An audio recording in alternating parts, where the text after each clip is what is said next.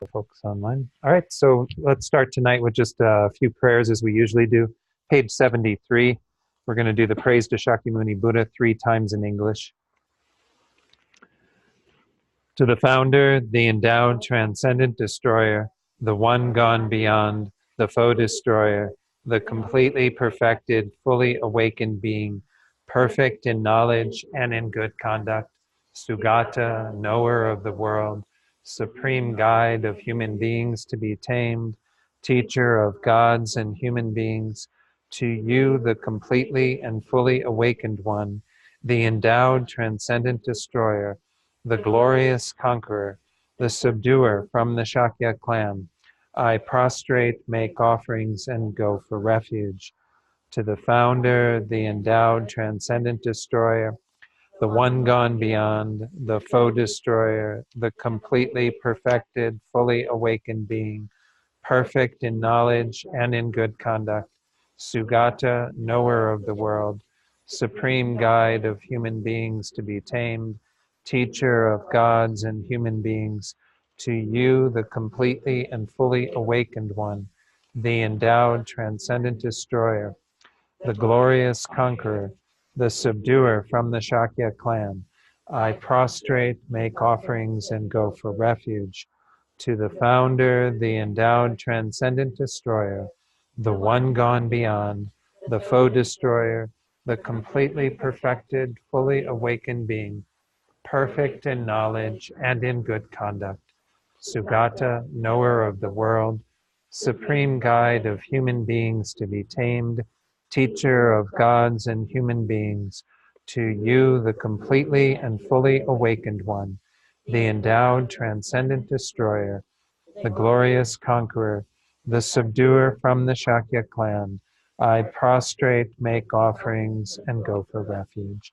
Now go forward for the short mandala offering prayer that's either on page 97 or 98, depending on which version of the prayer book you have. It's either at the bottom of 97 or top of 98. I'm just going to recite that single verse, skip over the request to turn the wheel of Dharma to the offering mantra, Idam Guru. And then from there, we'll go to the next prayer, Refuge in Bodhicitta. We'll do once in English and twice in the Tibetan. This ground, anointed with perfume, strewn with flowers, adorned with Mount Meru, 4 continents, the sun and the moon. I imagine this as a Buddha field and offer it. May all living beings enjoy this pure land. Idam Guru Ratna Mandalakam Niryatayami. I go for refuge until I am enlightened, to the Buddha, the Dharma, and the Supreme Assembly. By the merits I create through listening to the Dharma, may I become a Buddha in order to benefit all sentient beings. Sangye Chodang Soki Choknam La Jangchu Bardu Dakni Kyab Suchi Daki Chunyan Gi Peso Namgi Jola Penchir Sangye Druparsho Sangye Chodang Soki Choknam La Jangchu Bardu Dakni Kyab Suchi Daki Chunyan Gi Peso Namgi Drola Penchir Sangye Druparsho. Okay, let's do a short meditation before we begin. So just find a good meditation posture, one where the mind is relaxed, body relaxed. So make sure you address any tension in the body, particularly in the neck and shoulder area. Just try to relax into this posture. And we're going to do a few minutes of focused meditation on the breath. There are many techniques to work with the breath. If you have one that you prefer, you can do that. If not, then I'll suggest working with this sensation at the tip of the nose. Just trying to be present with that sensation that occurs in the area of the nostrils as you breathe in and as you breathe out. Making that your meditation object. The goal is simply to stay present with it as best as you can. But no doubt the mind will wander, and when that happens, through our vigilance, we notice that, and then we correct. We bring our mind back to the breath. So I'll ring the chime. We'll do this in silence for just a few minutes, and then I'll lead you in a short reflection to set the best motivation for being here tonight.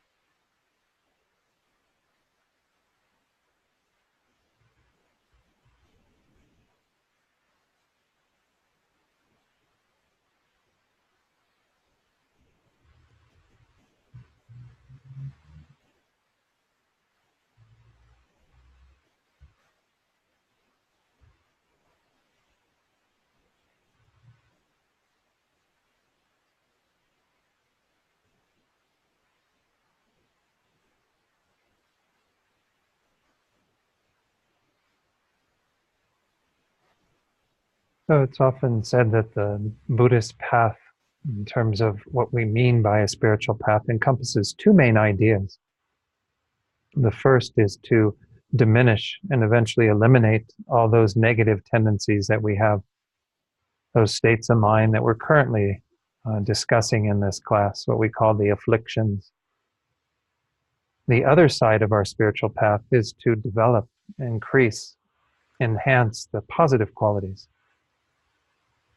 But we see that these two tasks aren't done independent of each other. Every time that we generate the positive state of mind, it acts as a deterrent to the negative state of mind.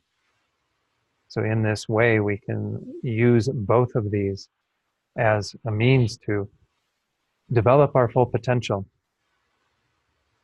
In the state of Buddhahood, these two ideas are even encompassed in the Tibetan word that we just recited in the refuge prayer, this word Sangye.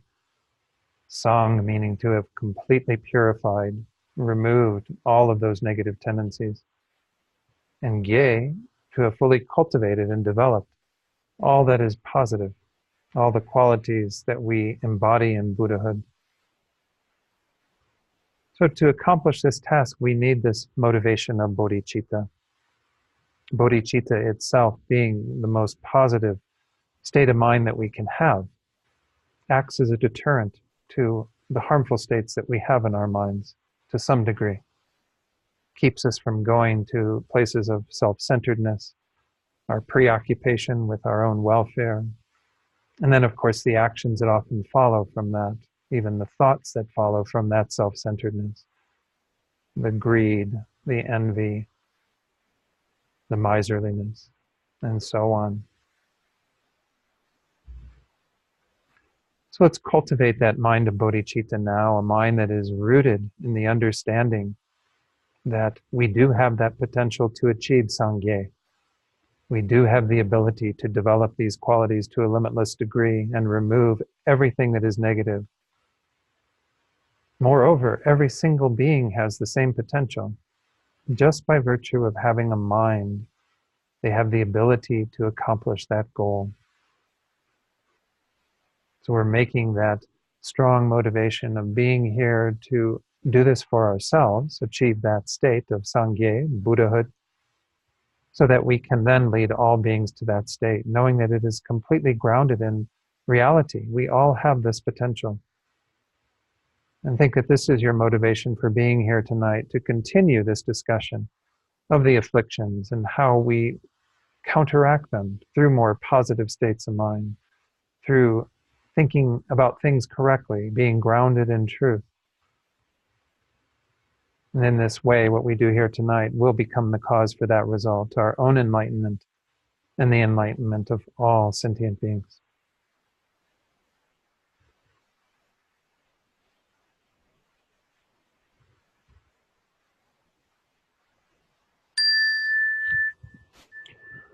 Okay, so I think this is session 20, believe it or not, of this class on minds and mental factors. I didn't do a little preparatory slide that has the session number on it. We are, as I said in the motivation, working with the 6 root afflictions, which began in our text a few pages back on page 52. These 6 were introduced. We've gone through attachment and anger, as well as pride. We completed those first 3 in the previous sessions. We're in the middle of ignorance, looking at this. Sometimes ignorance and the first 2, attachment and anger, are called the 3 poisons, or the 3 root afflictions. In this presentation, we're including 3 additional states of mind that do have kind of complicating factors for our spiritual development. We saw with pride that pride becomes a great obstacle to our progress on the path, because if we think we know more than others and don't have anything to learn from them, then we are potentially not taking advantage of those that we meet and what they might have to convey to us. Doubt, we'll see, is also a problem on the path, because we're talking here about an afflicted version of doubt where we can't decide what direction to go in. It's a 2-pointed mind. And then, of course, afflicted views are the ways in which we have distorted ways of looking at things. There are 5 of those that we'll discuss when we get to that. But this mind of ignorance that we're currently in the middle of is said to be the main root in terms of a specific form of ignorance. We have a lot of different modes of ignorance that are operative. Usually they cull this down into 2. We saw this in the last class. The ignorance of the law of cause and effect, that we are not seeing things correctly in terms of karma, how things actually occur, that principle that is the guiding force behind things. But moreover, the deeper root of ignorance is that we're not seeing reality correctly. And of course, the Buddha taught, and we've done the class here on tenets before, the Buddha taught many different philosophical points of view about how we are misunderstanding, not seeing correctly the nature of things. And recall that in this context, it's not just not knowing how things exist, it's moreover knowing them incorrectly, having a view of things that is not in alignment with how they actually exist. So this is the way that ignorance is usually talked about. In the last class, we were on page 58 going through the definition of this first. Let me just go back through that. In the Compendium of Knowledge, the question is asked, what is ignorance? And the response that was given is, it is unknowing of the 3 realms, the 3 realms being the desire realm, which is where the human realm is located, the form realm and the formless realm, which are realms that you can take rebirth in through the force of levels of concentration that are concordant with those realms. So it is an unknowing. So this idea of it being not being aware of things, again, that's some component of all of our ignorance. As I said, with regard to the ignorance that is misperceiving reality, we have another level, which is misknowing. Not just not knowing or unknowing, but misknowing. Ignorance has the function of acting as a support for the arising of wrong ascertainment, doubt, and afflictions with respect to phenomena. So we're going to get to a little description of that second part in the middle of page 59, which is where we left off. But it acts as a support for everything else that arises. This is why it's, again, called the root of cyclic existence is our ignorance. Even when we get to the views, though, we can say that there's an even finer root that we could say is operative in sentient beings, that is a form of that ignorance, a mistaken view that is looking at the sense of self that we have in an incorrect way. So I'm not going to go back through everything we did on page 58 to the top of 59, but I will touch on this once more. It does say there ignorance is of two types on the top of page 59. Obscuration with respect to actions and their results, karma, and then the obscuration with respect to the meaning of suchness. Again, this is a general way of classifying it. We can say there are many different forms of ignorance. People can have ignorance about other aspects of the Four Noble Truths, for example. It doesn't have to do, specifically with karma or specifically with the meaning of suchness or emptiness. But these are the two that are mainly operative. So let's go on to this section that, and first, if there's any questions up to this point, any questions on last week's class? Or? All right, let's go ahead and continue then. That next paragraph after these two are set out, it says, its function, ignorance's function, is specified, as we saw in the definition I just read, as acting as a support for the arising of wrong ascertainment, doubt, and afflictions with respect to phenomena. Because other afflictions arise in dependence on ignorance. In dependence on them, that is the afflictions, actions arise. In dependence on actions, all sufferings of cyclic existence arise. Therefore, all afflictions and faults arise in dependence on ignorance. When I would teach on this in Discovering Buddhism, sometimes I would use a diagram of a tree. So we can say that the roots of the tree are ignorance. This is where the tree comes from, and this is what has to eventually be dealt with if you're ever going to uproot the entire process. And then, of course, you have the trunk of the tree, which are essentially the different states of mind that arise on the basis of that ignorance. Some can be positive, and some can be negative. But if they're still together with ignorance, they're only going to produce fruits within cyclic existence. So those states of mind would be the states of mind that arise in the trunk. The branches are all the various actions that we engage in. Some positive, based on positive motivations in minds, some that are negative, based on those. And the fruit that we get from those are the sufferings we have to experience. So in this way, we can see that there's a whole process, and we can deal with this at different levels. Certainly it's good to stop cultivating the bad fruit that we have to eat, to start experiencing only the good fruit of good migrations, good rebirths, good results within those. But that's not going to be an answer to it, because you still have the tree of samsara there. You still have it fully rooted. And you can begin to address what's going on in the trunk and try to deal with some of that. And eventually you realize, though, that you're not going to be able to get the whole thing uprooted until you get to the main cause, which, as is being set out in this paragraph, is this ignorance, is this misascertainment of how things exist. So this is the source of all of the other afflictive states of mind. If you uproot that, by virtue of that, you will no longer experience those distorted states of mind. Again, it's a process that we go through in doing this. We're going to see this as we get into some of the other, particularly the view of the transitory collection, the first of the 5 afflicted views. But we don't uproot it all entirely in one single meditative session. It's a process of dealing with this that goes through the path of seeing, the path of meditation, all the way to Buddhahood. I may touch on a little bit of that when we get to the view of the transitory collection where that's presented. So then there's a quote. It says, "This is just as it has been said in the commentary on Dignaga's Compendium of Valid Cognition." Let's read this verse together. "One who sees the self will constantly adhere to it as I. Due to this adherence, one will crave for happiness, and due to that craving, faults will be hidden from view." So this is just in, again, this text by, I think it's Dharmakirti's text, his commentary on Dignaga's Compendium of Valid Cognition, that as long as we have that operative, our view of a self, and of course there, as I said, are many discussions about what that view of a self is. As I said, in different tenet systems, they lay out variations on this. self of persons, where we mean that we are looking at persons, particularly ourselves, though also other persons, beings, and distorting the way that they exist, but also phenomena. Not in some of the tenet systems, there is no kind of specific view of the selflessness of phenomena in the way that it's taught in the Mahayana schools. But again, this is when we say the self here, we're mainly talking about the self of persons, and in quite specifically the one we have in our own continuum, this sense of I that we operate from. And so as long as we see that self, meaning that we're adhering to it, grasping at it, believing that it exists in this fictitious way, which, as I've explained before, and we'll get into more tonight when we get to the view of transitory collection, it is to perceive of it as existing inherently, existing intrinsically, meaning it sets itself up, has its own existence from its own side.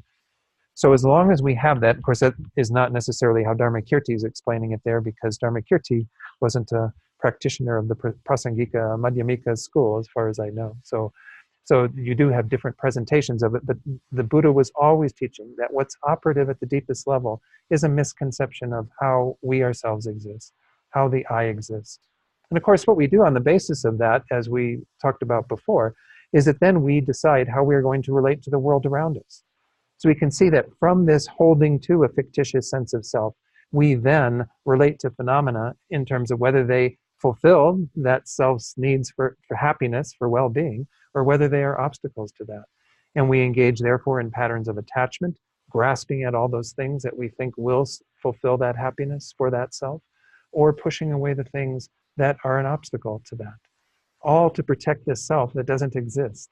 So we are engaged in all of these efforts to try to protect something that is a fiction. So this is essentially what the Buddha boils down any of these views to, is what is that type of self or I that we're adhering to? Regardless of what it is, this is the pattern that we engage in. We strongly adhere to that sense of self, and we do everything possible to protect it. Let's read the next verse that's also from the same text.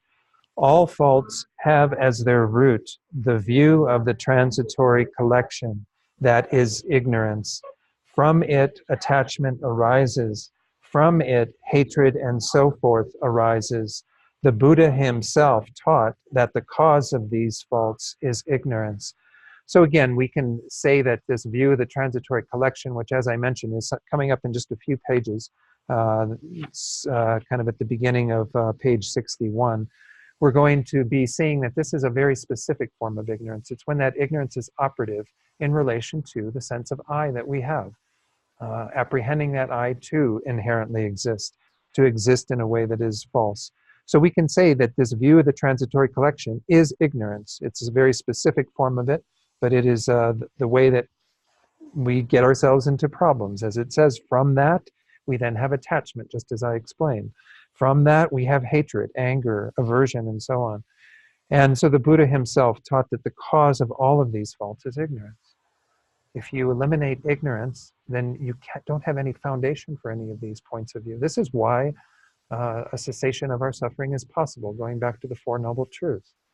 The Buddha said that we are in this state of dukkha, unsatisfactory existence. The causes of it are within our own minds, our karma and our delusions, but quite specifically, the root delusion of ignorance. And that is defined more specifically as the view of the transitory collection, which again we'll get to a definition of and a description of soon. On the basis of that, we are in this cycle of suffering, samsara. That's the first two truths. The third truth, the cessation of suffering, dukkha, and all of its causes, is attainable because we can eliminate this ignorance. This ignorance can be eliminated through the force of wisdom. When that wisdom is a full, complete antidote to that ignorance, there's no foundation for any of these things to arise. We don't create any other delusions or afflictions. We don't have any negative karma or even any other contaminated karma, even positive karma that is contaminated. We no longer have anything that propels us in that process. And then, of course, if we unite that wisdom realizing emptiness or selflessness with bodhicitta, then we are able to attain the state of enlightenment, to go beyond just a cessation of our own suffering to the state of Buddhahood and be able to help others in a similar way. So again, the fourth noble truth, the truth of the path, is primarily to get us to develop that wisdom, but obviously we need many other factors to help us along that way, beginning with our training in morality, additional training in concentration, meditative stabilization, and then finally our cultivation of wisdom on that basis. So again, we see the importance then of identifying very clearly what this ignorance is, how it's operative, understanding that it's going to be there in any distorted state of mind that we have. It's even there in many of the positive states of mind that we have. Because even when we have a mind of generosity, kindness, what have you, we frequently are still together with that ignorance that is adhering to a self in that way. Let's read this next verse. It's just the 2 lines there.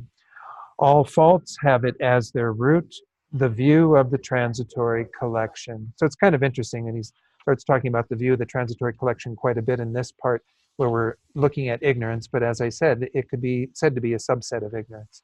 It is the more refined view of what is the exact ignorance that's operative, that's at this basis of our developing these different afflictions. The top of the next page, it says the foremost Lama Tsongkhapa says in his Essence of Excellent Explanations, praise of the Lord Muni, stanza 2. So there's a praise to the Buddha that's at the beginning of that text. It's an incredible text. I've never been able to get through studying the entire thing. The only published English translation is by Professor Robert Thurman, and it's a bit challenging to go through. But anyway, we did study in the master's program the first part of it, where it's all about kind of determining what is interpretive in the Buddha's teachings versus what is definitive, particularly with regard to the view of emptiness or selflessness. So there is a praise of the Buddha that begins this text. Let's read that verse. The root of all misery in the world is ignorance. That is overcome by seeing the dependent arising that you have taught. So maybe this is a time where we can talk very briefly. I don't want to go into like whole exposition on all the reasonings that help you to realize emptiness. That's like a whole nother course. But the main one is that what's called the king of reasonings is in this verse, dependent arising. And this is why Lama Tsongkhapa in particular praised the Buddha. It's often even called a praise to dependent arising, because it's the teaching that the Buddha gave on dependent arising that Tsongkhapa came to hold most dear as the means for realizing emptiness. So it is the way of looking at things in terms of how they actually exist. And why it's really helpful, why it's said to be the king of reasonings, is because it helps us to avoid the extreme views. Extreme views are coming up in a few more pages. They will be that will be introduced on page 63. The 2 extremes essentially are where we could fall into, on the basis of our exposure to teachings on emptiness, a nihilistic view, thinking that things don't exist at all. So we come to understand this lack of a inherent self and somehow think that that means there is no I, there's no you, there's no anything. It's all completely annihilated in the view of that wisdom. And that isn't what the Buddha taught. But also, of course, the Buddha was trying to get us away from the other extreme, which is where we are now, that we think everything is real. And they call this an eternalistic view or a view of permanence, that we think things have some sort of substantial entity and we're holding on to that. So we have to move away from that view to the middle way, but not go so far as to fall into the extreme of this nihilistic view. So the middle way, the Madhyamika school, is said to teach the most perfect teachings on finding that middle way. It's one of the best ways to realize the middle way is through dependent arising. Because if we come to understand how things are dependent, we negate that strong sense of them being independent and substantially existing. But if we say that they are arising, meaning that they do come into existence, then there's no way that we can fall into the extreme of nihilism, because we're never saying that things don't exist at all. Rather, we say that they arise in dependence upon 3 factors. So we've talked about these before, but I'll just review them all for everyone. The coarsest way we talk about dependent arising is on the basis of causes and conditions.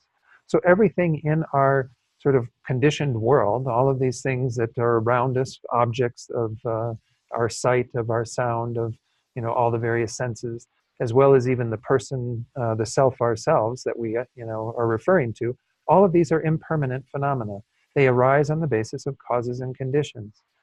So there is no self or chair or dog or whatever you point to that exists independent of those causes and conditions. So those causes and conditions are essential for the arising of any phenomenon. In this way, we can say that they have no independent existence apart from those causes and conditions. We can get this all pretty easily. This level of dependent arising, even the lower schools subscribe to some degree, but they don't really get the full import of it, because you have to go further in examining, well, what are the other factors that are also involved in dependent arising? The second level of dependent arising is dependence upon parts. So everything that exists, whether it be some of these produced things in our world, or even we call permanent phenomena, there are some phenomena that are permanent. They still will have parts. They'll have either temporal parts, spatial parts, or they'll have something that we can divide up and look at. So within our minds, for example, our minds have many different parts to them. That's what we're doing in this course, right? We're coming to understand all the various things that make up our minds, the afflictions, the virtues, the omnipresent mental factors, the different main consciousnesses that we started with, the 5 sense consciousnesses plus the mental consciousness. There are many different parts. And there are many different parts, of course, to everything that's physical in our world.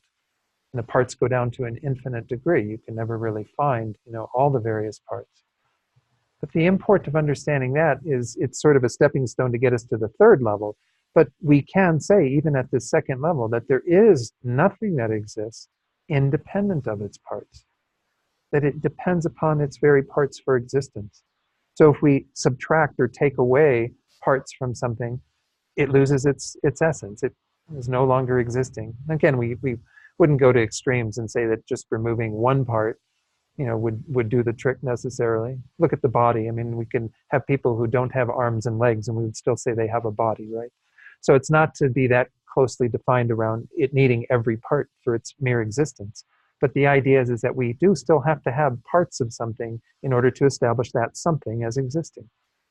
And as I said, this can be talked about in the physical world in terms of the spatial parts, but we can also even talk about temporal parts, the moments of time that constitute various phenomena.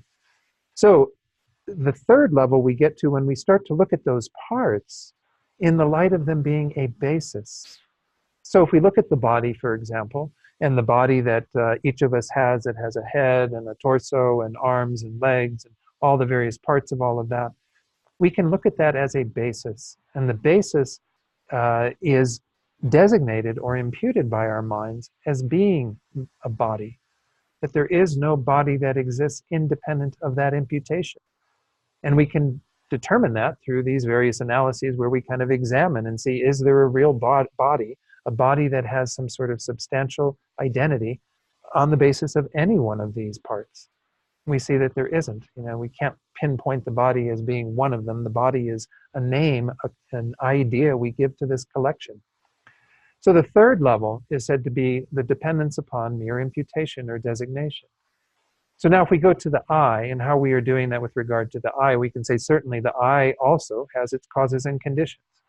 You don't exist other than the causes and conditions that have led you to be here right now, which includes the causes and conditions for your body, for your mind, for you to kind of all the things that have led you to being here in this room at this moment, all these various causes and conditions.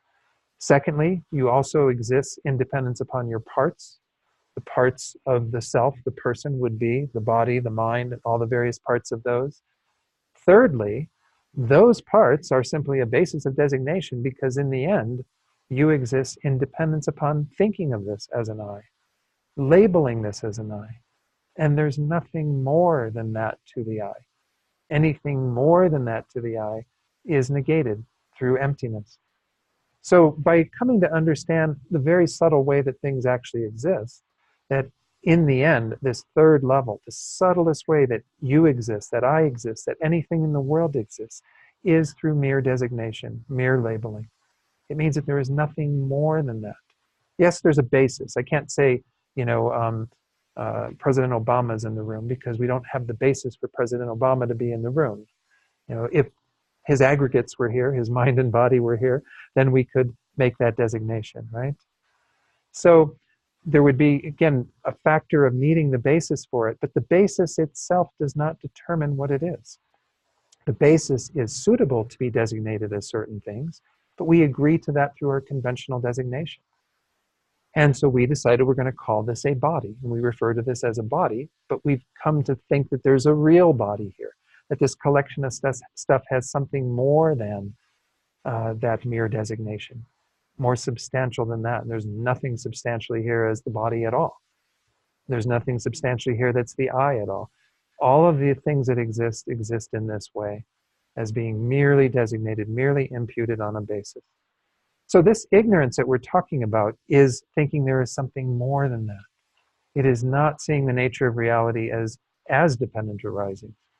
So coming to understand dependent arising helps us to clearly delineate how things actually exist, and by virtue of that, eliminate the ignorance that thinks that there is more than that, which would be an independent existence, a substantial existence, an inherent existence.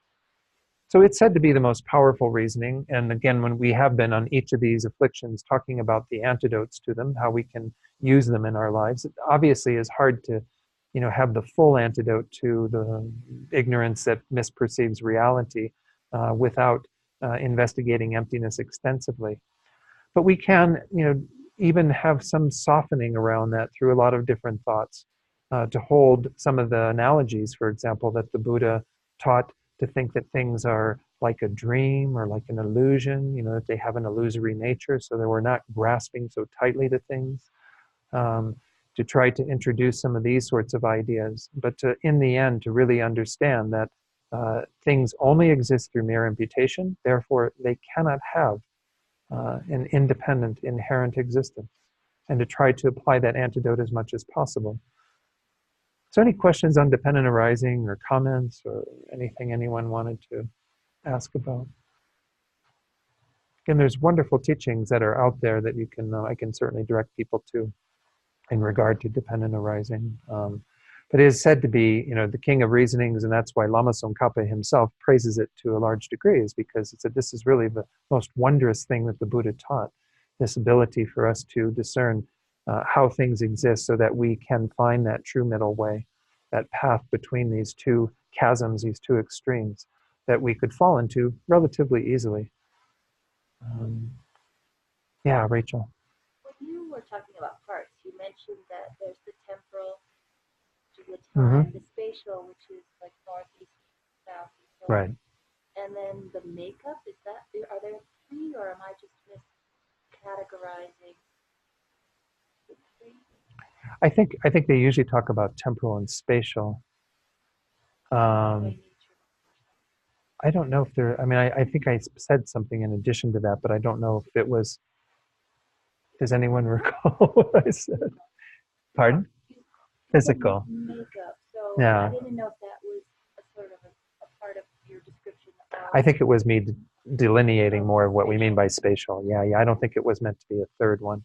Usually talk about temporal parts and spatial parts. When we talk about the mind, obviously, when we what are the spatial parts of the mind? The mind isn't physical. I think so more the temporal is what you could say temporal, but even if we talk about, and what I did was kind of dividing up the mind into the various things that we could say are parts of the mind. We have our, what we're doing here in this course. Again, the main consciousness is the main minds versus the mental factors and all the various mental factors. So I don't know if maybe that would be kind of somewhat in the second category, but an understanding that we're not talking about something physical there. It's something that we can divide up through isolating various aspects of the mind. So considering that sort of spatial, but yeah. more about the parts of the mind. Yeah, because I think if we got into temporal with the mind, then we'd be talking about different mental moments. And of course, they each have their own constituent mental factors and things present. When my eye consciousness is operative, then I've got various things and so on, But yeah. Yes, Bob.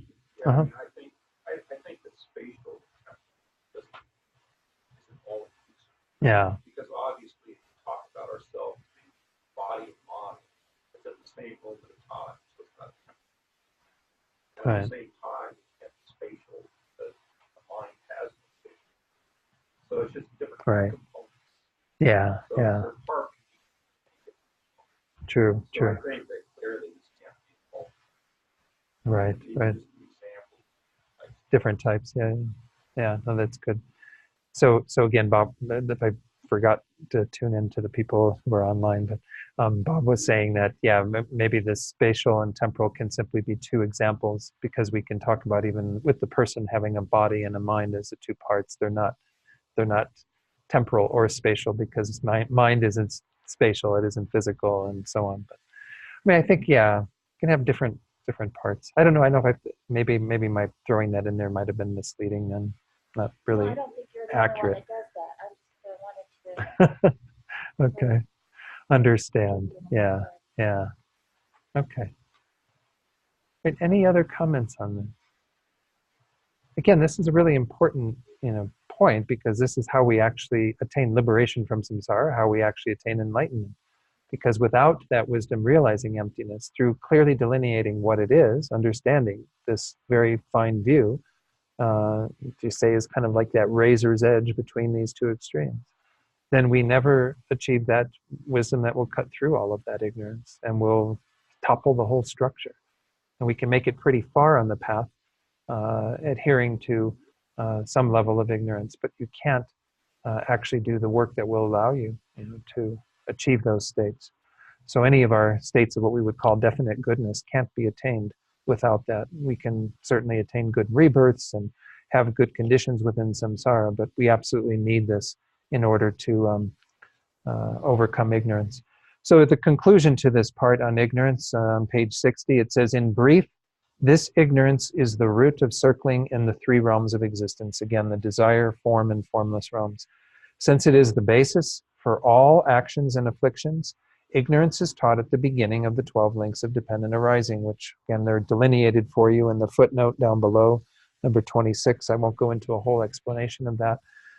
The ignorance that is the first link, of course, is the ignorance that's being referred to here. We could say it's quite specifically that view of the transitory collection, believing in an inherently existent I, and on the basis of that, committing actions, what are called compositional actions sometimes. The second link, that's imprinted on the consciousness, and so on. All of the various links that are set out in that teaching, which is another way that the Buddha taught, why we are cycling in samsara, the process by which we continue to take rebirth. So if we are ever to kind of completely abandon those 12 links, completely destroy them, we have to go to the first link. We have to be able to overcome that. Once more, we can control where we end up in samsara to some degree by having greater control over our minds and the actions that we are actually engaging in, and so on. But we will still be subject to that process of the 12 links, continuing to go from life to life. So any final comments on ignorance before we go on to doubt? Yeah, Rachel. I'm sorry, I had to go and look for Dharmakirti. Uh-huh. And apparently he's usually It's categorized as a so Yogacharan. Yogacharan, oh really? Although Okay. he's often Associated associated with with Sat- Pranayamaka. Oh, really? And Yeah. the Pramana Vartika is Tantrika. So I don't Yeah. know. I mean, that's it's one of what. those things where nobody's really categorizing Right. except Okay. for out of convenience. Yeah. So yeah, Dharmakirti. Yeah, I don't, because they do study the Pramana Vartika, of course, but they study a lot of texts from different tenet systems in the monastic system, in the Gelugpa tradition. So, and it's just because it's important to understand exactly what those systems are saying, and a lot of it is still relevant even in the Madhyamika. So those of you who don't know, the four tenet systems are the Vaibhashika, which is sometimes called the Great Exposition School, and the Sautrantika, which is the Sutra School.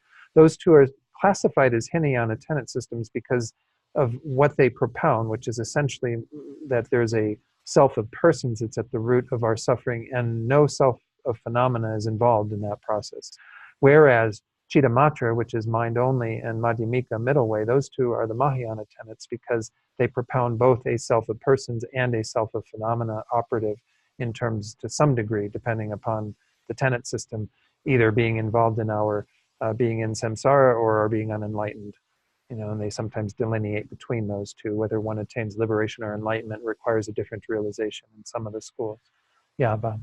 Yeah, my vague memory was that Tibetan logic stuff. Mm-hmm. I think that was just done out of logic, Right. from a more realistic point of view. Yeah. So it's more important to what it's thing. But I think maybe it doesn't necessarily Dharmakirti word such. Yeah. Yeah. Maybe he just possessed logic because he's Yeah. So Bob was just saying that, yeah, perhaps why they study using the Sautrantika tenet systems, systems of reasoning and things like this, even the text that we normally study that's part one of awareness and knowers is in the Sautrantika system, where we look at Buddhist epistemology, how the mind knows. And so maybe it's just, Bob was proposing it, maybe it's more because those are systems that are grounded in a little more holding to reality, so it may be more conventional, yeah, in that regard, and be useful. But again, people who have expounded upon these text commentaries that have been written don't mean that somebody propounds that particular tenet system. And Vasubandhu, for example, who I've mentioned a number of times, because this text refers to Abhidharma Kosha, Manifest Knowledge, Treasury of Knowledge that he wrote. Vasubandhu is said to have gone through like almost every tenet system. He started off as a Vaibhashika and then became a Sautrantika, and then his brother Asanga, who was Chittamatran, well, or at least propounded the Chittamatran system. But he said that, it said in many texts that he did that for the sake of his brother, to get him out of the more Hinayana tenets into a bigger view. But whether Asanga even held those tenets is questionable. I mean, so we don't know for sure, and until you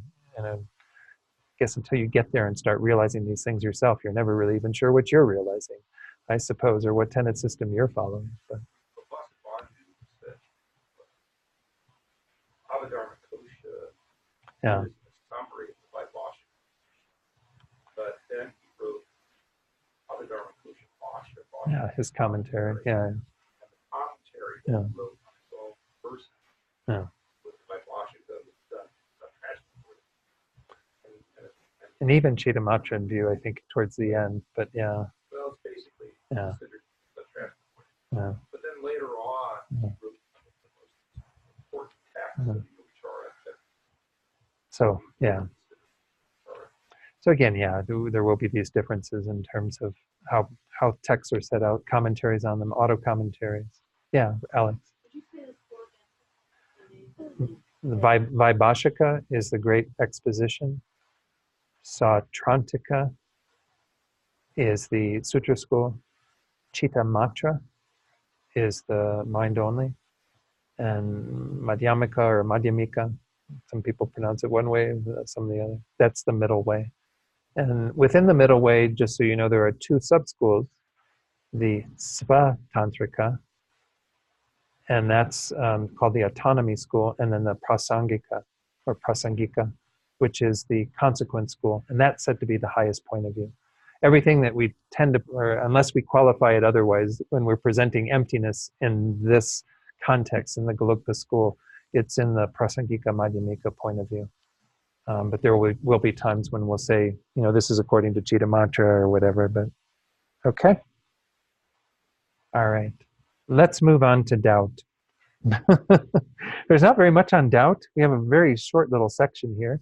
It says, regarding doubt, the Compendium of Knowledge says, what is doubt? This is being two-minded with regard to the truths.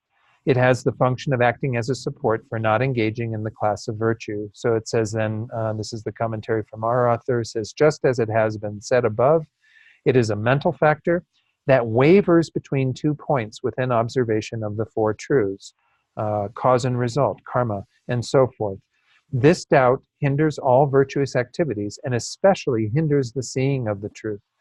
Since it will be overcome when one does see the truth, it is said to be a thorough entanglement that is an object of abandonment of the path of seeing. We're calling it the path of seeing is the initial direct realization of emptiness. So once one gets to that point, then doubt is completely removed. I would say it's probably not very active even prior to that. But doubt, it is important that maybe we talk a little bit about doubt in general, because this isn't doubt in general. This is an afflicted view, afflicted doubt. Doubt in general is a healthy part of our path. They say that, and this goes back to, again, we would see this in the first part of awarenesses and knowers, the way that it's set out is that we begin with a wrong consciousness, a wrong awareness. So in the case of this ignorance that we just talked about, our wrong awareness, our wrong consciousness is that we think that things inherently exist. We think that the self substantially, independently, inherently exist. This is our ignorance that we're starting from, and it is our wrong consciousness. To move away from that wrong consciousness, we don't just go straight from that wrong view to absolute correct knowing. We have to go through a process. And the process begins with doubt. Doubt is where we start to hear teachings that say, guess what? Things don't exist the way you think they do. And then we start doubting what we had believed in to such a large degree prior to that. And there are even said to be 3 stages of doubt. The first one where we begin to be introduced to how things actually are, but we're still strongly adhering to the way that we erroneously think that they exist. So that's doubt tending towards the incorrect. Then we have doubt that is equal, meaning that we get to a place where we sort of a flip of the coin, do I believe that things inherently exist or don't I? And so we kind of navigate through that. Eventually we get at doubt that is tending toward the fact. Doubt that is actually saying, I really think that this stuff on emptiness, it's got something for it. I don't think that the I really exists in the way I think it does, but maybe not. We still have a little bit of doubt there. So we go through a process where doubt actually is a stepping stone to get us to the next level, which is said to be correctly assuming consciousness or belief. It's not where you've actually determined it yourself through reasoning and meditation, but it's a stepping stone to get you to the correct view. But without some doubting process, you can't really get to that, nor can you get to the next step, which is where you're inferentially knowing things, which is what we're mostly involved in terms of these types of reasonings, is to understand them through being grounded in reason. And then eventually, with emptiness, of course, to get to direct perception of emptiness, which is what happens for the initial time on the path of seeing. So until you get to that place, of course, it's not that you're going to have that much doubt operative, but you won't have eliminated doubt. It's one of the 3 thorough entanglements. The other one being, the other 2 being the acquired view of the transitory collection. We're going to talk about what that means in a moment. And then the third one being the view that is holding to bad views as supreme. I think it's bad views. Let me check. It might be bad behavior and actions as supreme. I think that may be the 3rd thorough entanglement. Let me just make sure I'm saying that correctly. Yeah, bad morality and conduct as supreme. There's another one that's bad views as supreme. But anyway, those 3 are said to be the thorough entanglements. The analogy that they give often for them is that the first one is not wanting to go, meaning that one is so adhering to the view of the transitory collection that you don't want to go to liberation. You don't want to move beyond that. The second one, the doubt that we're talking about here, I'm sorry, the view holding bad morality and conduct as supreme, that one's kind of mistaking the way to go, thinking that there's some way that would entail behavior that is contrary to how you actually get there. We're going to see that view as one of the 5 views in a moment when we get to the 5 views. Probably won't get to that one tonight, but we will get to that one soon.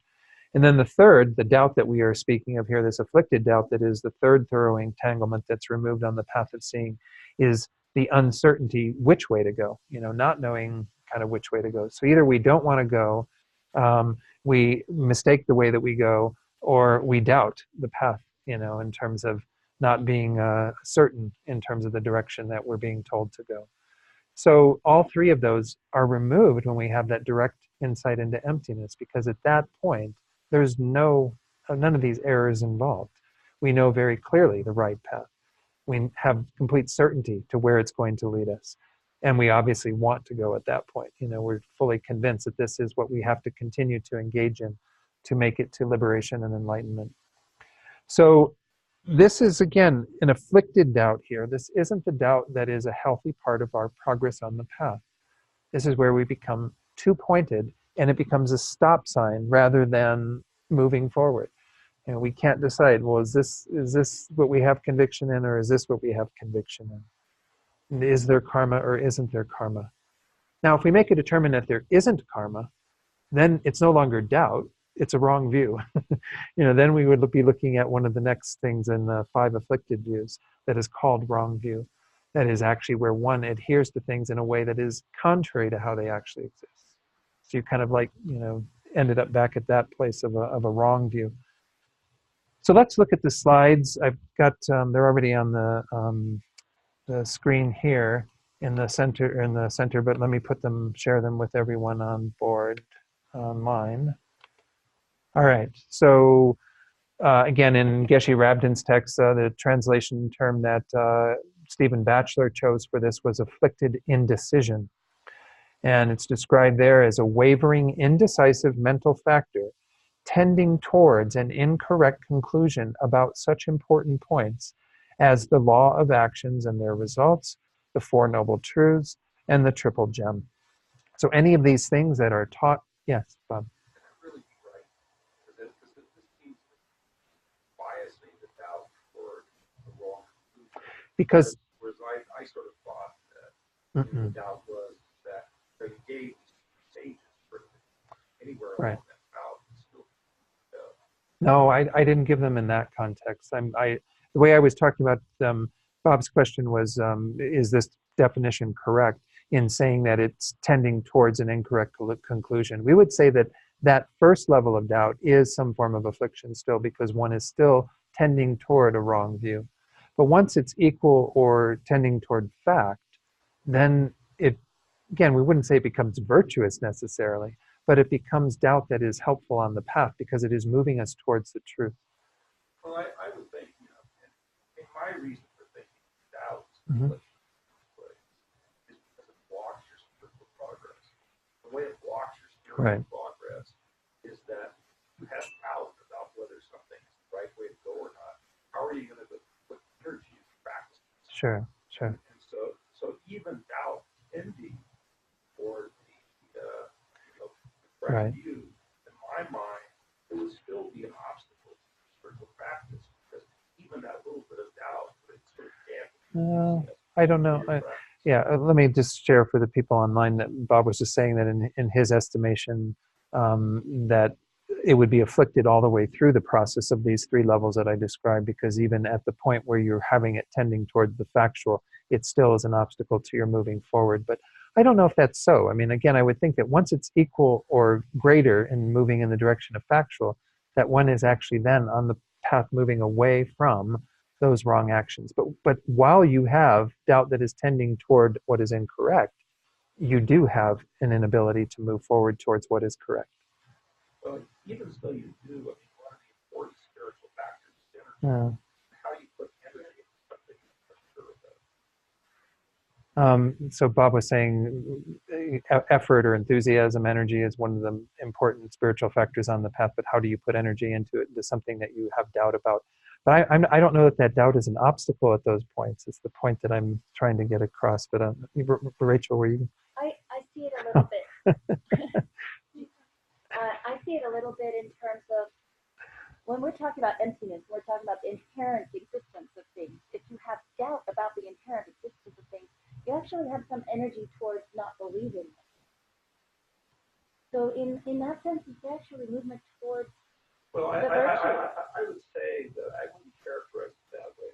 Because what I would say is that when you're having some doubt about something, that means that you're not locked in the erroneous path. So it's what is helpful. I mean, it is a step forward on the path toward developing the correct view, but it still doesn't give you necessarily, the energy practice or whatever. Or, if you had some doubt about it, you want to engage on a long retreat to achieve them views, I certainly. Well, Mary, yeah. Skepticism is the foundation of the path, so we have to be skeptical about something, I thought. And then how does one differentiate skepticism from the non-afflicted doubt? I thought that it's a healthy thing. Yeah, So that's why Yeah. I'm kind of equating Well, skepticism to non-afflicted doubt. yeah, I think it is healthy, but I think skepticism is a path, a way to develop faith. It's that faith that gives you the power to develop energy. Yeah. And so, but if you don't go through the skeptical phase, if you don't question things, if you just sort of believe it just on the basis of what somebody says, again, it's not going to be a solid conviction. So if you don't go through that skeptical phase, you're not going to develop the rock solid determination that faith So so I think what we can do is recognize that, again, this is a particular point of view. It's not consistent with our text, obviously, because we don't have that delineated in the definition that we were working with and given as part of the text. This is some, again, comment that comes from Geshe Rabin's commentary. We don't even know for sure that it's correct, because it's always questionable as to whether these things ended up in the text, from Stephen Batchelor's translations, the tapes that they used, whatever, who knows, So I don't want to get too tied up in, is this precise, versus the understanding that we have from our text, which is that it is being two-minded with regard to anything that the Buddha teaches is truth. And if that two-mindedness is happening at the first level, second level, third level, I don't know that we can necessarily differentiate that. Maybe it's up to the individual. But I also don't know that I agree with you that I don't agree with you that you don't put any effort or enthusiasm through this process. I think that you are engaging with great enthusiasm and trying to discern what is true. And that in and of itself can be a factor regardless of whether you have landed at the right view yet or not. I don't know. But yeah. Oh, I was just going to say, we translated this in our classes from the different presentations. It's not just Geshe Rabin, and this is a presentation of Afflicted Death. But a different text. Yeah, there's just different definitions for each of these. Oh, okay. So this is something coming from a text. But it's not wrong I've seen it in the Tibetan. Oh, okay. Okay. Sources as well, so it's not like this is totally off. It is. It could be coming from another text. Rachel saying, okay. Yeah, I don't know of all the other texts that are out there that are descriptions of these mental factors. But again, I think we do have to look at when we're talking about applying this into our own lives. We have to look at it and say, well, to what extent do I still have some measure of doubt, something that isn't totally convinced and therefore becomes an obstacle to my moving forward? And many of us may still have it with regard to things like karma or rebirth or all these other teachings that are taught by the Buddha. Yeah, were you going to say something, Lily? No, 2 minutes.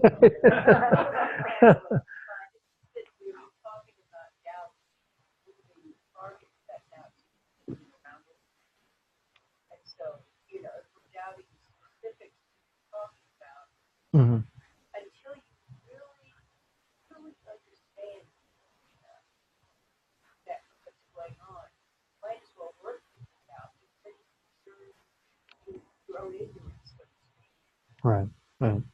So anyway, I just see it as a tool. I mean, it doesn't stop me from wanting to study Dharma. It doesn't, I think we must be clear so that we have, inspiration there. You're more clear thinker than I am. Well, I agree with you. I mean, this doubt is what Mary was saying. It's an essential part of our study. That's why we study this. To actually, Right. I mean, it's important to actually doubt all these things because that's how you really understand what they do, how you really learn, and that actually is what propels you forward on the path. But the fact that they talk about doubt, what the doubt is inflicted, has to mean in some sense they're thinking about as being an obstacle. But it's part of your working through that. Right. That's how you Right. start. Okay, so I can't possibly get all that into but again, understand, I guess, to summarize a lot of what was said, we can see that there's a healthy need for skepticism and doubt on our path, that it's something that we can recognize the times when it does become an obstacle for us. I'd say that that's probably true. And so we just have to be attentive to an awareness of that and continually examine it, as Rowena was saying, that to see that it can actually be a healthy aid on our path. And yeah, again, if we look at the definition that we had, it says it has the function of acting as a support for not engaging in the class of virtue. So again, that gets to be a pretty, I don't know. I mean, that's a kind of hard to justify completely in some ways, because once more, I mean, at what level would somebody be able to practice in this class of virtue? If you talked about those 3 levels, would they have to get to beyond the first one to be essentially doing that? I don't know. Would that act as an obstacle at what point? So this is where, again, maybe we just have to individually define it in terms of ourselves. Is this doubt keeping me from fully engaging in the path that the Buddha set out? And then we would understand it more clearly in that dimension, I would say. I don't know. Yeah, Bob. I mean, the other more general comment that whenever I read any commentaries on that text, we get definitions, almost always emphasize definitions. Yeah. That if you wanted to say field, Sure. it would take you a Yeah. while. Yeah. But I think almost all, it's very difficult to get definitions. Yeah. And to your point, if we were studying this in a monastic context, we would be debating these definitions every day. We would be going through and trying to defend them and challenging them, you know, and having people try to uphold them in the face of our challenges, and ourselves having to do the same. So these things, again, there's reason why these words are set out. I'm not trying to in any way disempower these definitions, but I think they do involve more in kind of individual investigation. You know, we each have to look at these and say, well, what does this mean for me? And understand it in terms of our own spiritual path. Because I would say certainly, I mean, we can see that if someone has real strong doubts, or even mild doubts about karma, about cause and effect, well, that can be a deterrent to signing up fully to the whole concept of abandoning non-virtue, adopting virtue. I don't know. Sure, Bill. But the mind that's doubting Uh-huh. wouldn't know whether it's tending towards correct or incorrect, would it? Because it's True. from an outside. So the question of the mind that is engaged in the doubt, or even once we get into some of the wrong views that we're going to talk, the afflicted views, wouldn't know that they aren't tending towards fact, or that they are out of line with reality. I mean, I would say to some degree, but I mean, doubt is something that definitely involves the introduction of something that is true, contrary to something that is wrong. You know, otherwise that doubt, I mean, we can doubt whether it's somebody's telling the truth or not, or something, and we can have kind of conventional doubts. But when we talk about it in the spiritual path, it's because we're being introduced to something which we are coming to, which we're introduced to as this is the way of looking at things more correctly. And our doubt is a process of getting to that. So in the spiritual context, there is some measure of that being introduced. We would say that most people in the world don't doubt karma until they're perhaps exposed to the concept of karma. You know, they wouldn't go through a process of having any doubts about it until they're introduced to the truth of it. And when they hear about karma, then they would discern, well, no, I doubt that that's real. You know, then it becomes introduced. So I agree with you to some extent, but I think it does involve an introduction of something that is upheld in the Buddhist teachings as truth, something that can be discerned generally through further investigation and learning, and moving from that wrong view all the way up to more inferential awareness of it. So I don't know. I mean, we get into that with wrong views in particular, when we have wrong views where one doesn't adhere to the principle of cause and effect, for example. Well, there's a lot of people in the world that don't believe in cause and effect, but they've never even been introduced to the concept of it necessarily either, that everything that they do has ramifications, you know, down the road. So are they holding a wrong view? Well, we'd say that they definitely have some wrong consciousness, but is it technically what we mean by wrong view? We'll get to that when we discuss that, but I don't know. I mean, I think that there is some that level of the mind being aware of what it is doing, again, would be a part of it. So in this case, like for example, if we looked at somebody who doubted the law of cause and effect and was adhering to the opposite, definitely tending towards the fact that, no, I mean, this karma stuff sounds interesting, but I don't believe that that's what's going on at all. You know, that's what their doubt is in that level. We would say that, again, there is something that is true that they're being introduced to, and they are adhering to what is false. Are they aware that it's an afflicted doubt? That's, yeah, maybe up to them as to what they're really holding. They're obviously thinking that what Buddhism is teaching isn't true. So they're tending towards what is untrue. I don't know if that's your question. Was that your question? Kind of? You know, to what a level is someone aware of that in their own mind? I guess, again, we are using Buddhist teachings as the measure for a lot of these things. When we get into the views, this is obviously what we're doing, is we're saying something is determined to be an afflicted view by virtue of it not being in accord with what the Buddha teaches. So would people be adhering to that with no awareness of what the Buddha teaches, well, in some cases, yes, we would say those afflicted views are definitely present there. But let's wait till we get to those and we can discuss those further. With doubt, I think it's almost a little different because we have to be introduced to something that we're entertaining as the potential truth. And then if we're falling into the more afflicted view of it, we are negating that. We are rejecting that. So there's a conscious process that we're engaged in of turning away from something that we're being exposed to. Yeah, Alex. You had a story of someone getting some problem.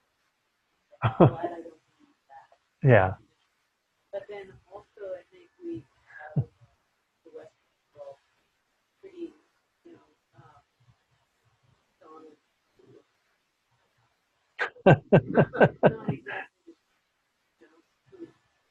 there's some elements in it that Yeah. take place, but there's an awful lot Isn't really. Yeah. that isn't discussed or Yeah. flavor of it. Yeah.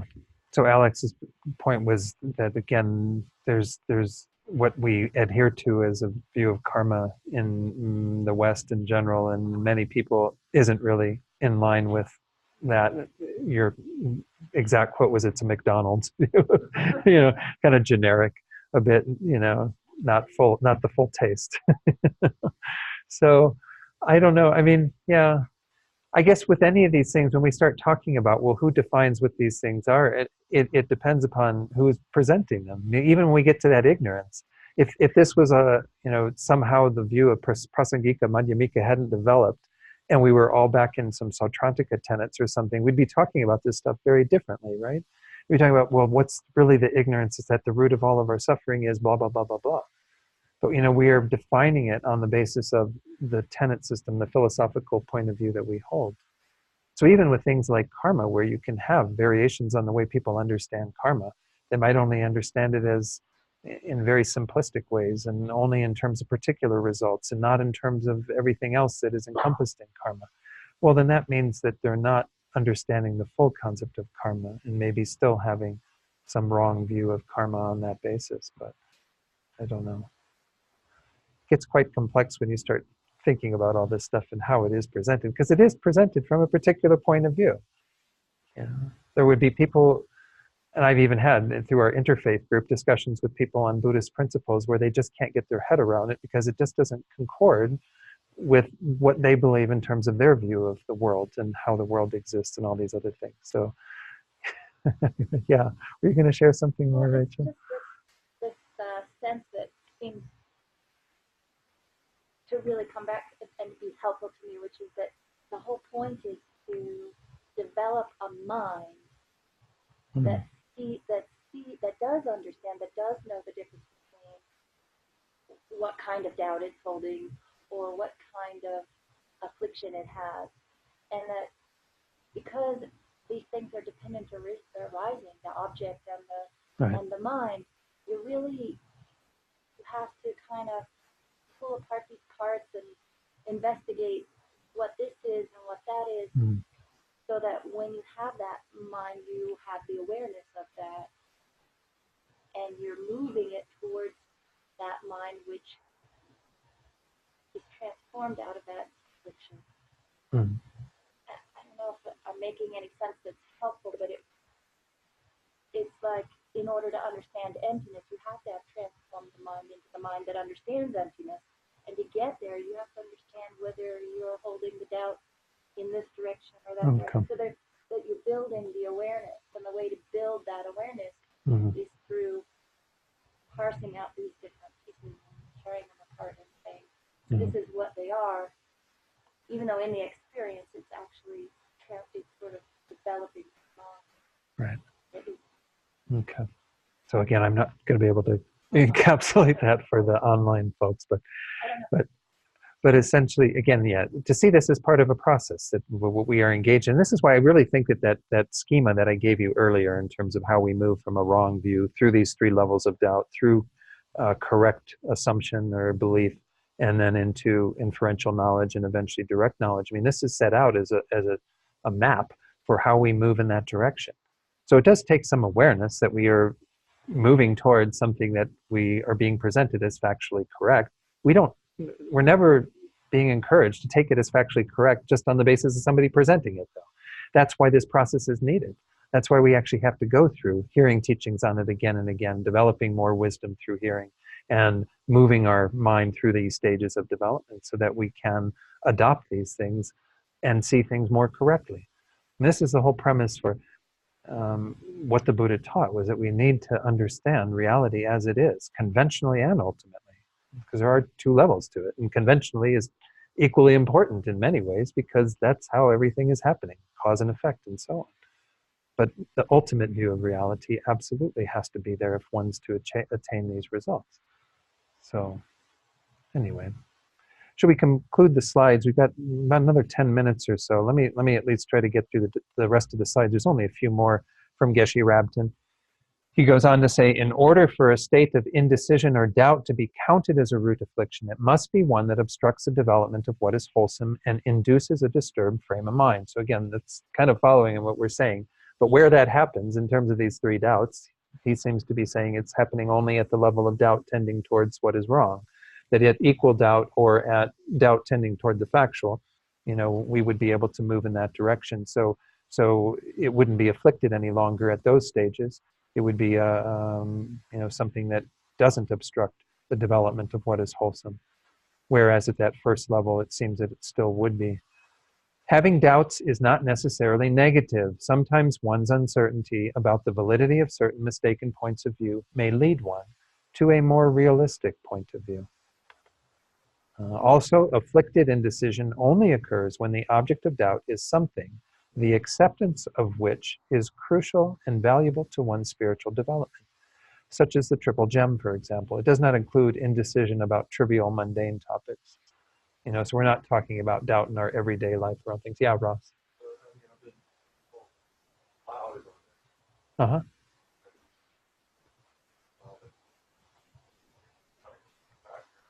Uh-huh.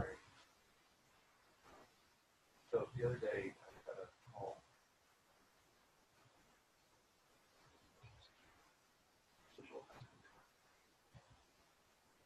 You do not call us right now. Uh-huh. I think doubt that. Sure. Very good idea. So as I've been hearing this talk about doubt, the doubt is kind of doubt. Mm-hmm. But it seems like what we're talking about is what might actually be true. Like Mm-hmm. doubt or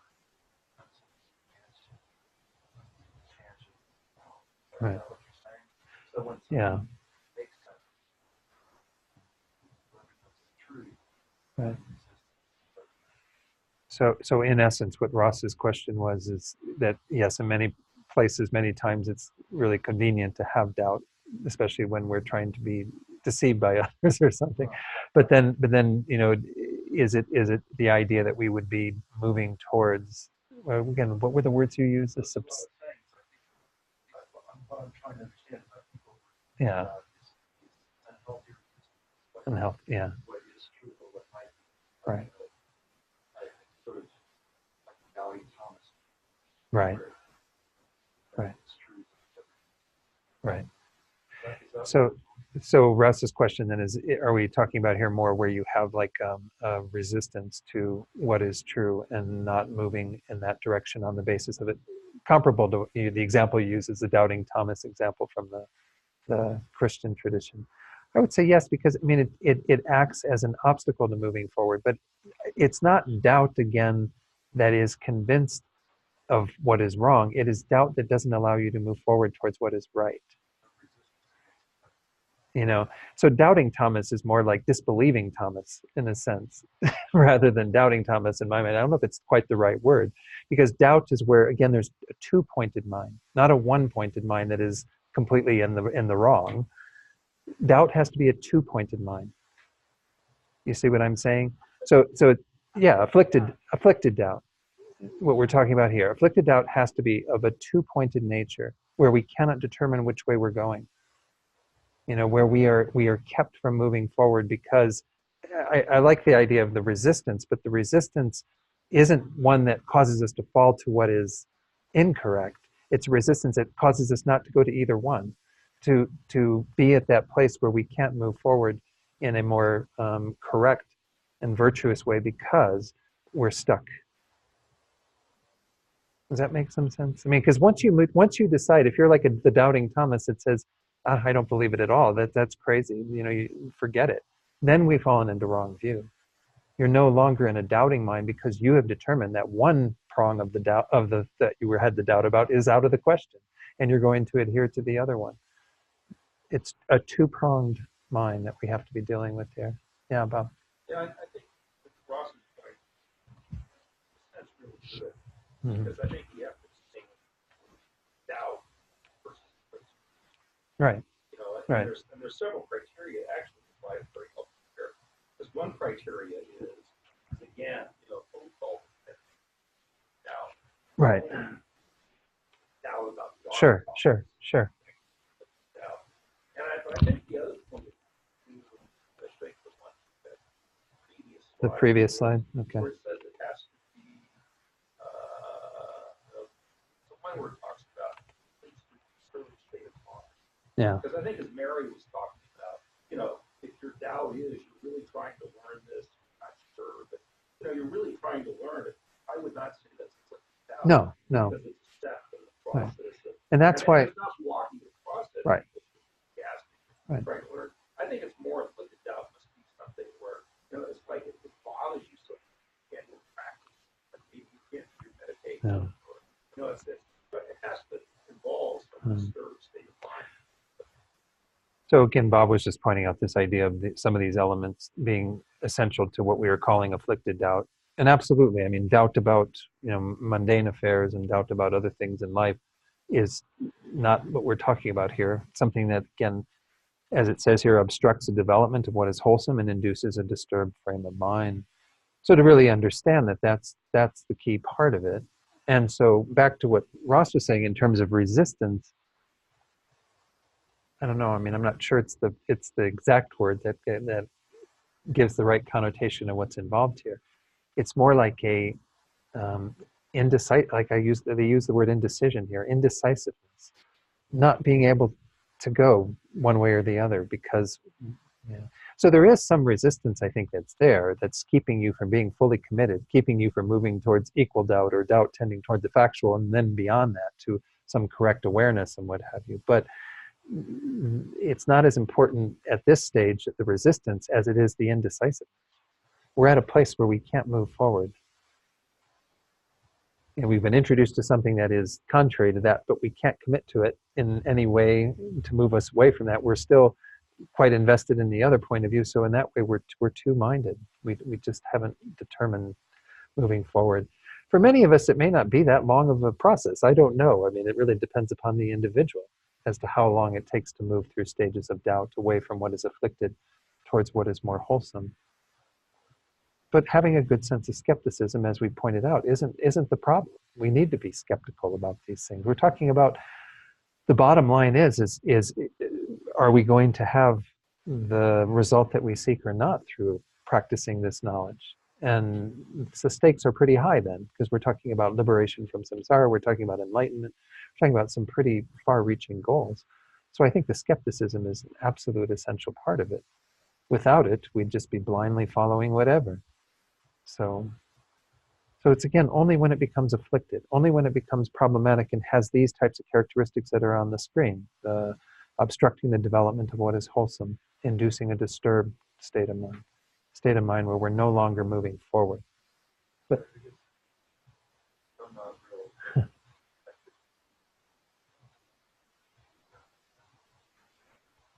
I think that my uh-huh. I think I'm getting what you're saying. Okay. Resistance, I think, is a strong word, but Yeah. Okay. All right. Thanks for bringing it up, though. And this is where it's an interesting topic. It's got such a little portion of our text, but it's a lot to talk about because, again, it's being introduced in the context of this being a mental factor that is a major problem on our spiritual path. So I think there is merit to looking at it more with greater investigation and really determining what we're talking about here. So yeah, Rowena.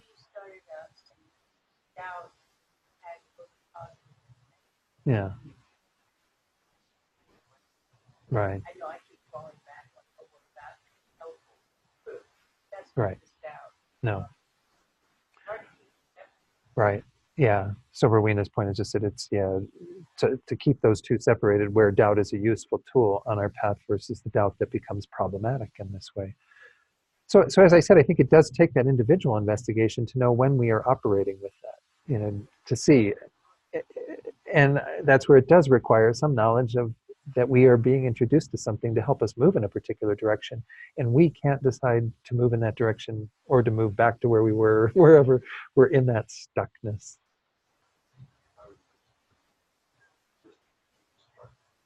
Yeah, that would be good. Replace the resistance with obstructed or obstructiveness. Yeah.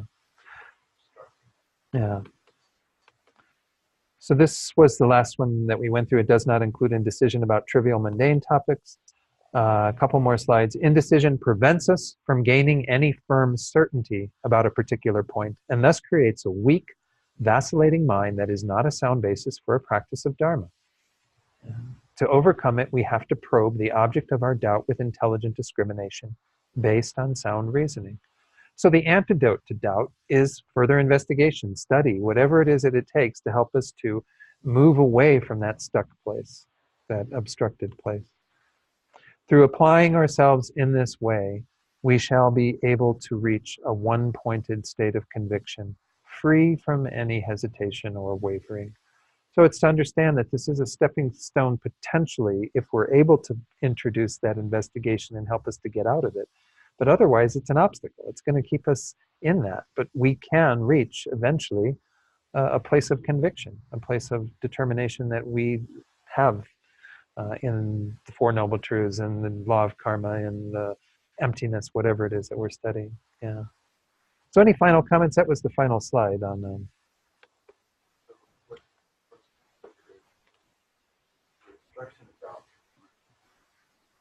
exactly.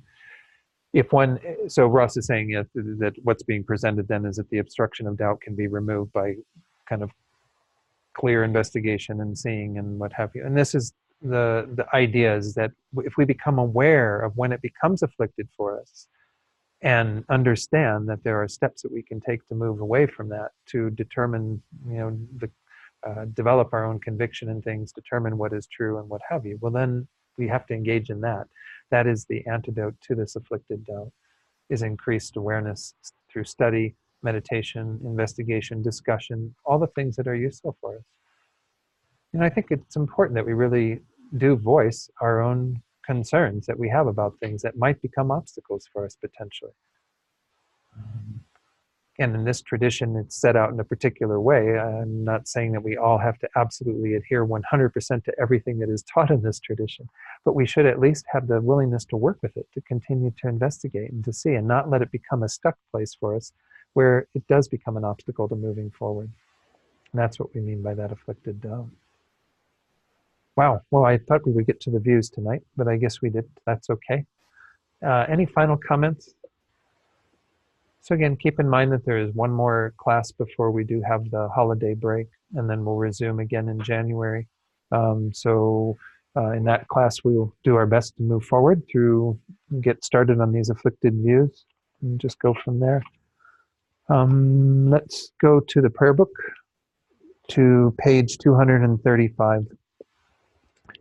So having done all this work tonight, you know, put our thoughts around what are in these teachings, particularly around ignorance, afflicted doubt, and so on, it is important that we take some time to make sure that all of our efforts aren't in vain, that although we had the motivation of bodhicitta at the beginning of tonight, we want to be assured that this energy that we put into tonight brings forth the result of complete enlightenment, and that being dedicated once more for the enlightenment of all beings.